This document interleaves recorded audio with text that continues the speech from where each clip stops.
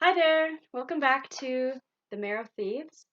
So today I'm going to be reading three chapters, starting with chapter 11, Miigwans Coming To Story, and that's on page 100. And we're going to read as far as the end of the other direction. That's on page 118. So starting on page 100, reading to page 118. So Miigwans Coming To Story. Isaac was a kind man. Too kind, really, for his own good. We'd made it out to our cottage. It was far enough in the bush that we knew we could manage there for at least a season or two before anyone even thought to come this way. It was deep winter when we arrived. We drove our jeep to the main road and then parked it a few meters in. Then we unhitched quads from the pull and made our way to the cabin. It was still early days, all rumors and speculation, so we probably weren't as careful as we should have been. Still, we felt safe out there. It used to be Isaac's grandfather's hunting camp. Over the years since the wedding, we'd fixed it up and put it on an addition, taking down the smoker and installing a greenhouse. We were completely off the grid, which worked out perfectly since the power to remote areas had been cut long ago. We had an uneventful 3 months, cut off but still together. Isaac was a poet, you see, and in the adversity the words kept coming. In some ways, we were still happy.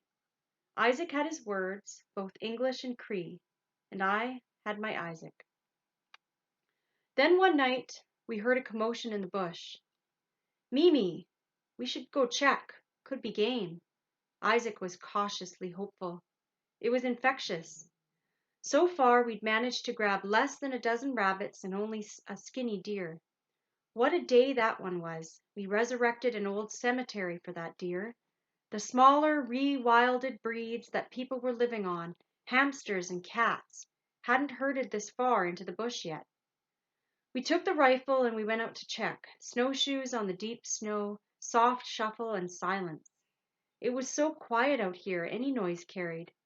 We walked across the expanse of what we had considered our yard, then through a thin collection of birch to the tool shed. In a clearing 200 feet from the shed were three people, a man, a woman, and another younger woman. We watched from the trees for a bit. Only the younger one had a look I recognized. She was obviously Cree, but looked more plains than northern, so she was far from home. The others I wasn't sure. They were dark, but they were speaking too low and in English, so I couldn't grab an accent or slang to place them. Isaac looked at me, eyebrows arched. I knew what he was thinking. He had a soft spot for strays.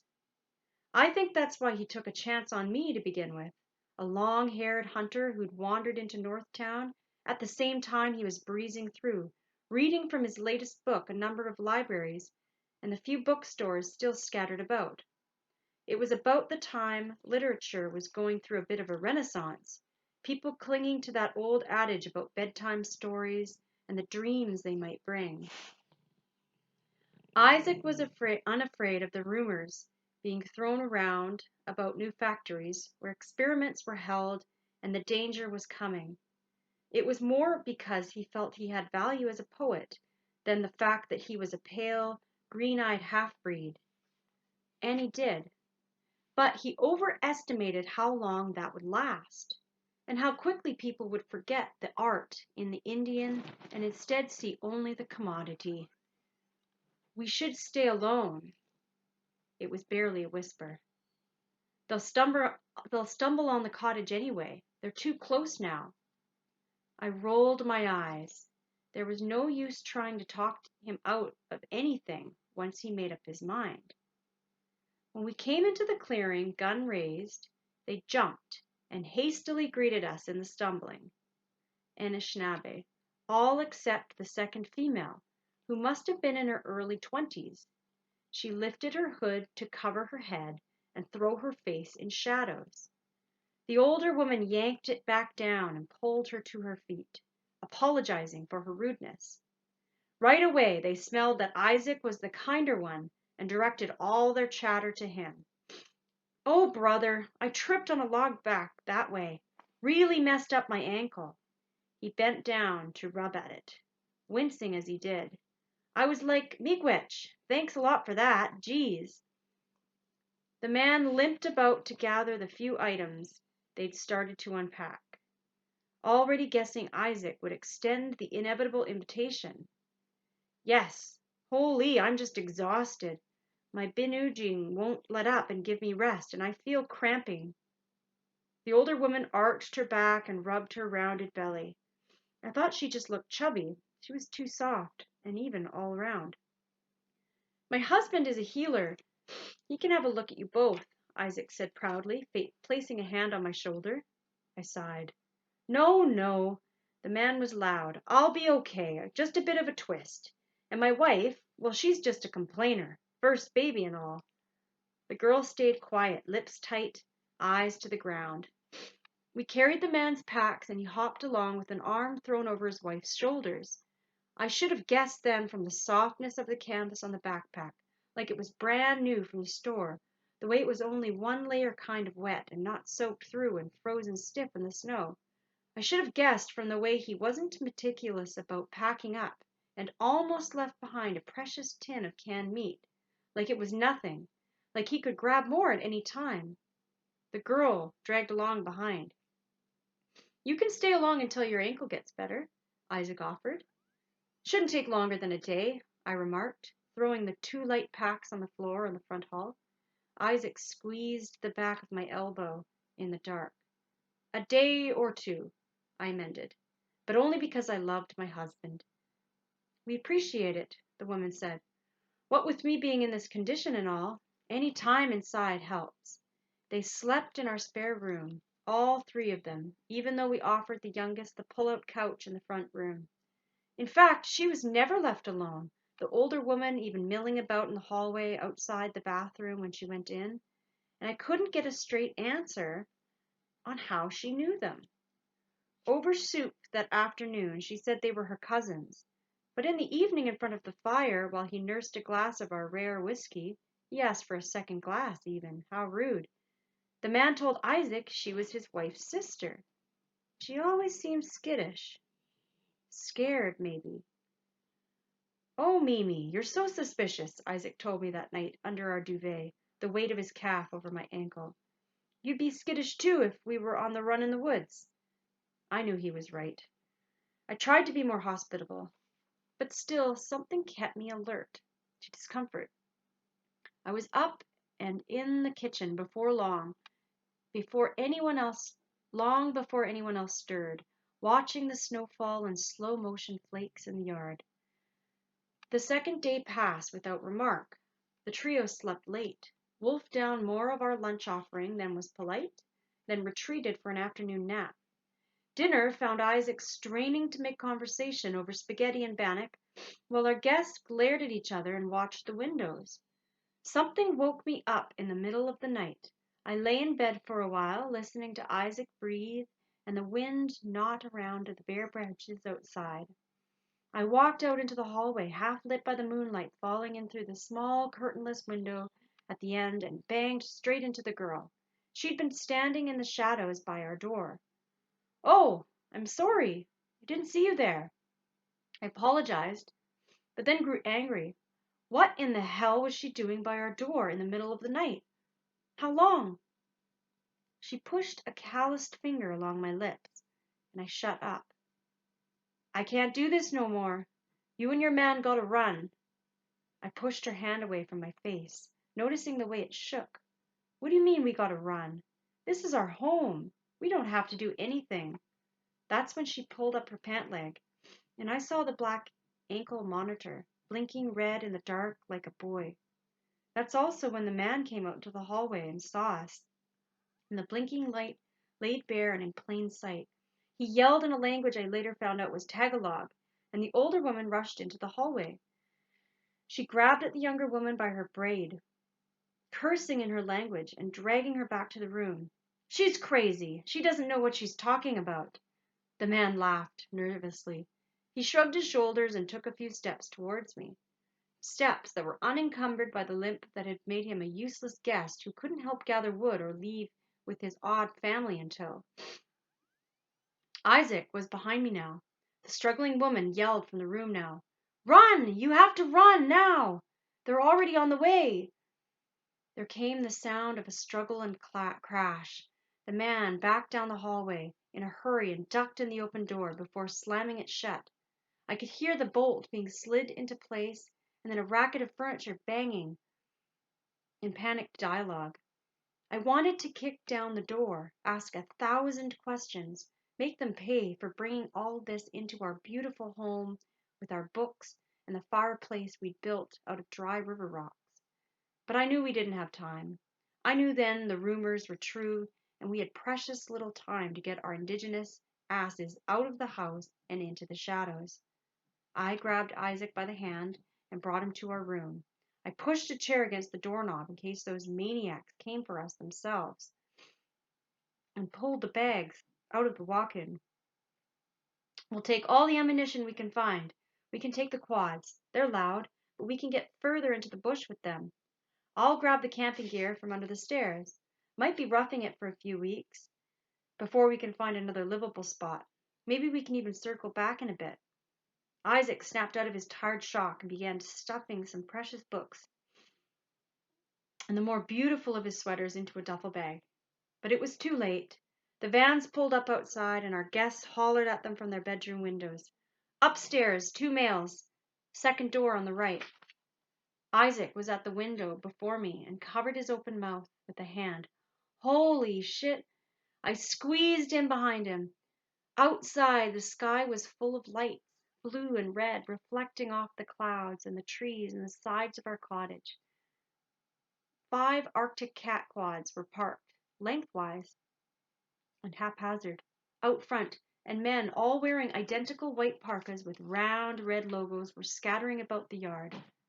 "Isaac, just leave the bags. Get your shoes on now. Layer up as much as you can. Hurry." I pushed him away from the window.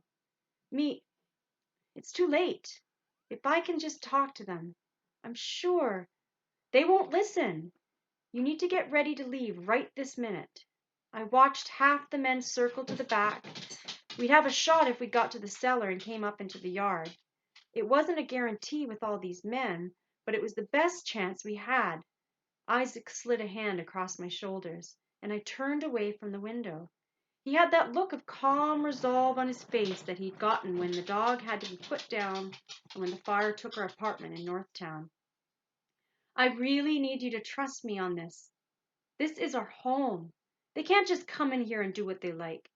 Now, I'm not sure what all of this is really about, but that stuff we heard?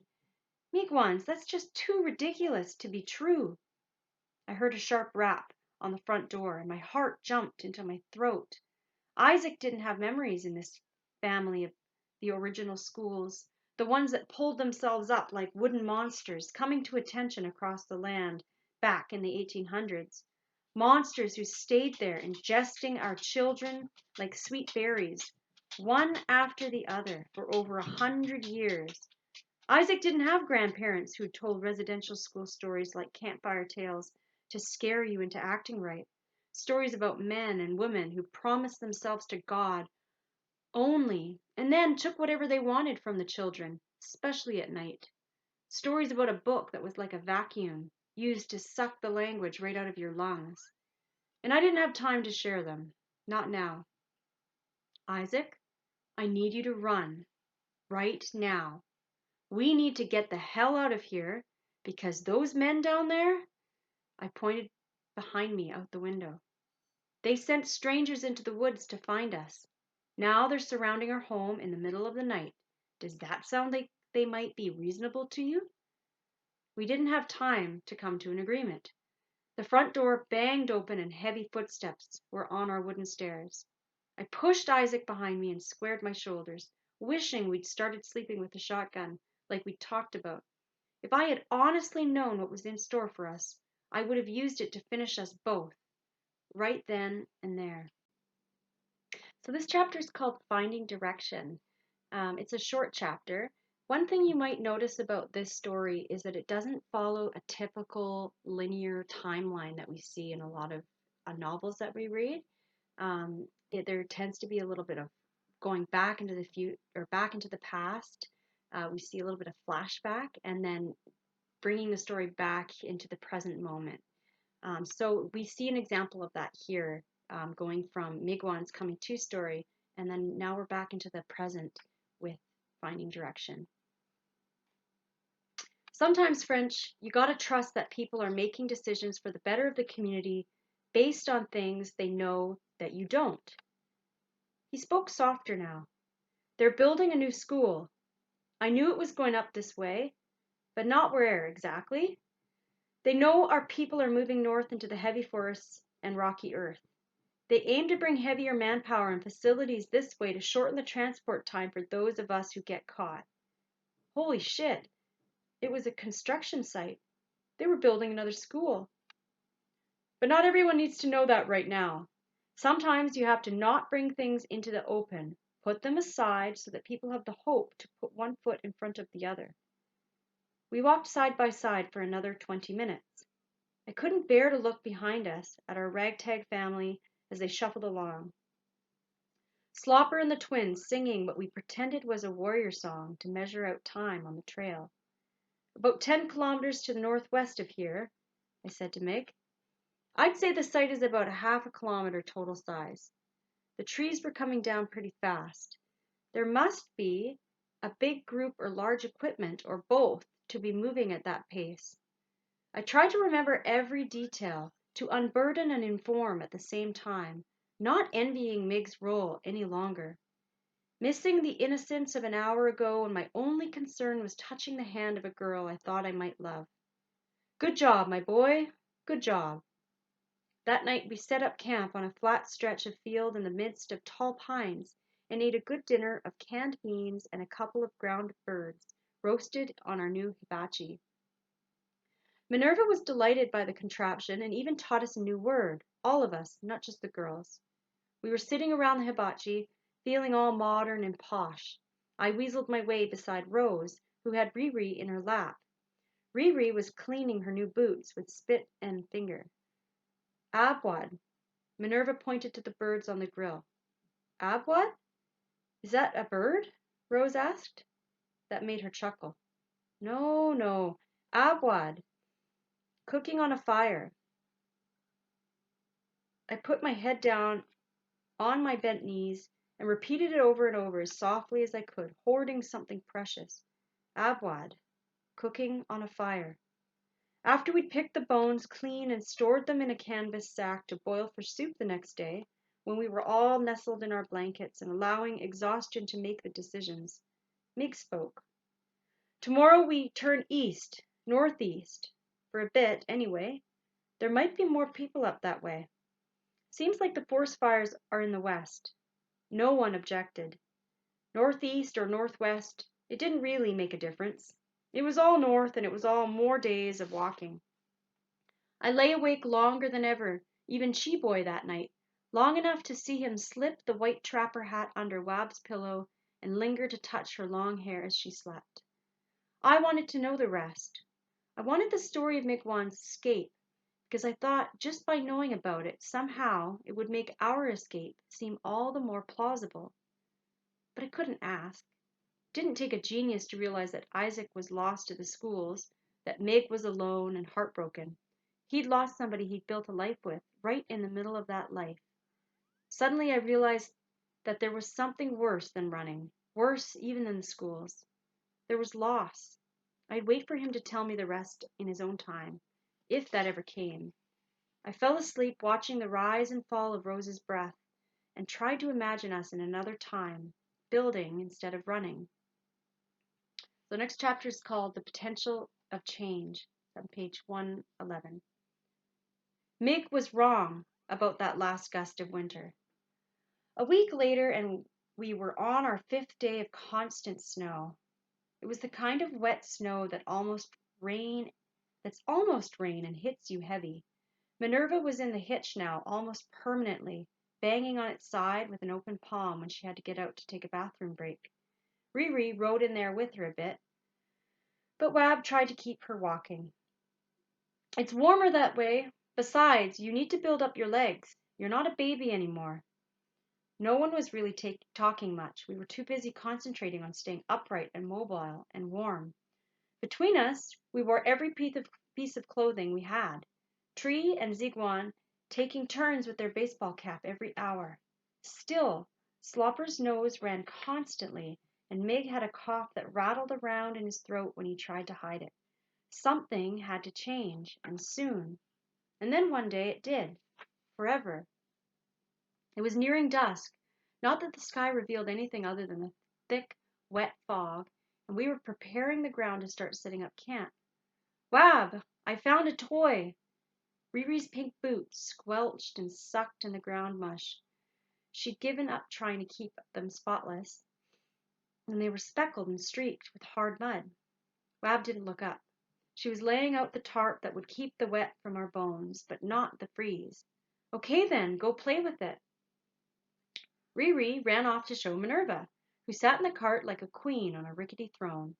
I was on the other side of the clearing, putting up the string of bells that we used as an alarm system, when she yelled, Majan! Mudbin! Miig was the first one to the cart, where Minerva had propped herself up on her knees, her eyes wide. She handed something blue to Miig. I want it, protested Riri. I found it. I walked over to the cart with the others. Miig was holding a plastic lunch pail with a broken hinge. On the front was the half-torn, waterlogged image of a man wearing a blue suit with a wide red cape. He was flying over buildings, but I couldn't make out much more through the wear. We'd found other junk here, but when he opened the top, I saw the reason for concern. Inside was half a piece of bread, wrapped in clear plastic. It wasn't even moldy yet. Could be the same group Wab saw before the resort.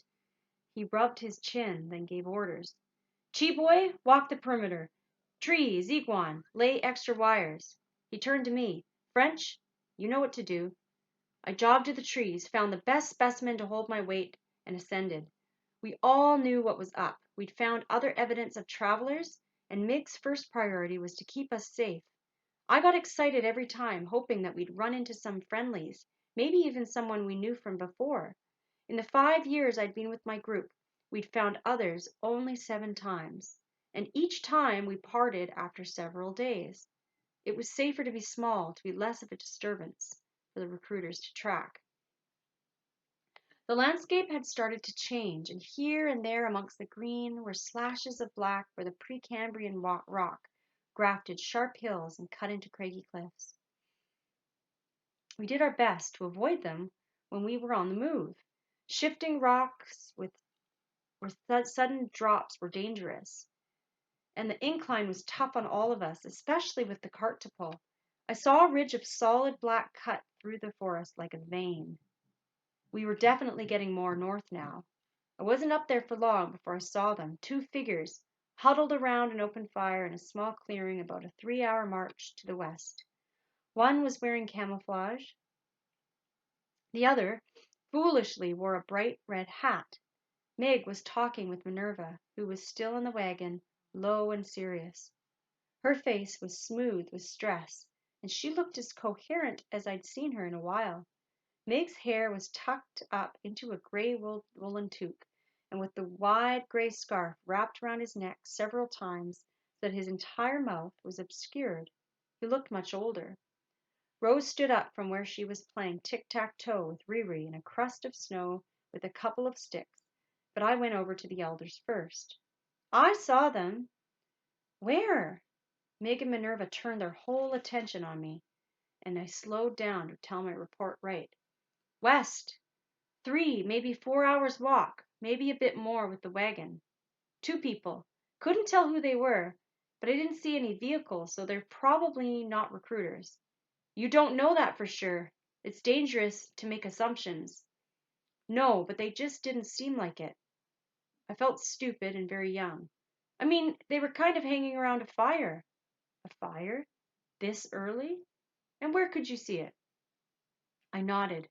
Miig squinted his eyes and tilted his head back so his scruffy chin popped out of the scarf. That's odd. An early evening fire? And in the open? I nodded again, not sure if he was really asking a question. Recruiters might be that clumsy, but then, if they're out this far, they're hunting for sure. Got to be stealthy to sneak up on Indians. Wab joined the circle. Two of them? One bigger than the other? One in a red hat? Yeah. She exchanged glances with Miig. That's them. Maybe they're townies, Tree piped up from behind me. Miigwan got pale at the thought of it, took off the baseball cap, and fitted it onto his brother's head. The twins often reverted to small acts of care between the two of them when they were anxious. They hadn't heard about Wab's sighting, having already gone to bed that night after the fire. Could be. Miig was already looking into the trees for Chiboy. I could see the jump of adrenaline in his facial muscles. Riri wandered over with her tic-tac-toe stick still in her hand. Maybe they're kids, just dumb kids that don't know better. Miig, on account they got no grown-ups. We stood around the wagon in silence until Wab spoke up. I think it's worth checking. Chiboy stepped out of the bush, and Miig made his decision. We camp tonight. Tomorrow we keep walking east. Almost an afterthought, he said. And we'll see whatever there is to see. Then he started unloading the gear for the night. We woke up early as usual and immediately started the pack up, while Wab and Rose boiled water for the mush and got the youngest and oldest set for the day. We moved at the same speed, just with an alternate set of steps. There was a different potential today, and we could feel it. Today we might catch up to the strangers. Today we might make new friends or fall prey to new enemies. A few weeks ago, Tree and Miigwan had told the story of cannibal people while the fire died down. I hadn't been able to shake it yet. They're the wiindigo people, those who need to eat but can only eat human flesh. They lost their way, but they don't want to get back on the path. All they want is meat, and they don't care if it's their own children. They'll eat them just the same. Chiboy shut it down early. All right, all right. We don't need no one screaming out in their sleep now. Let's call it a night. Now here we were, ready to walk towards the unknown. What if these two strangers in the woods were wiindigo people? What if their early fire right out in the open was for cooking up a third stranger who wandered across their path? Mush? Ah, Jesus! I hadn't heard Rose's footsteps, and her voice in my ears startled me to curse. Sorry, Rose. No, I'm good. I waved away the bowl she held out. Give mine to Slopper. She sat down beside me on the rolled-up tent where I perched, distracted in my packing. She handed me the tin bowl anyway, and I took a mouthful. We all needed to eat in the morning. It was dangerous to run out of steam on the walk. What's up? She was kind in the question, without her usual edge and defense. Not sure, really. I swallowed the warm porridge and took another bite, thinking about what was really going on in my head. I reverted to the books I loved, those rare and impractical luxuries I'd happened on a few times in my life, and hoarded until they fell apart, all pulp and tears. It's weird when you come to a spot in the middle in the story where the plot could go either way, you know? She just stared. Maybe she wasn't a big reader. It's just when you could go one direction and have life turn out one way, or go another direction and have life be completely different. It's nerve-wracking. She nodded. I know. Imagine if I'd gone west instead of north when I left my uncle. I'd have never found you. I mean, any of you guys. I flushed hard and shoved more mush into my mouth to break up the smile that pushed its way onto my face. We sat in silence when I finished the bowl. The ground was still frozen, and the warmth of another body so close was comforting. The air stung your nose on the inhale, and there was water smoke at the exhale, but the frost wasn't as thick, and the last of the snow was melting into crust. Soon enough the woods would begin to get dressed for spring. Chiboy must have started out ahead before the sun rose, because now he came jogging back into the circle of our half-packed tents. An hour's walk. He pointed his hand into the bush. The men. After 3 days' time, we were gaining on them. Miig was cautious and slow, but he kept us on a path to intercept the two figures. I had been watching again from the treetops before bedtime, checking for anything unusual, trying to piece together their schedule and motives. So far I'd gotten nothing except that they seemed to have an abundance of food, gauging by the intensity and timing of their fires, and that they didn't seem to be on the run, taking their time, and even staying at one site for 2 nights instead of one. 2 nights would get you killed if the recruiters were on your tail. Miig sighed, looked around at the tops of the trees with his hands on his hips, and said, to all of us, and to no one in particular, today's the day. Okay, so we'll stop there today. Next time we'll be on page 118, chapters The Other Indians. Thanks a lot.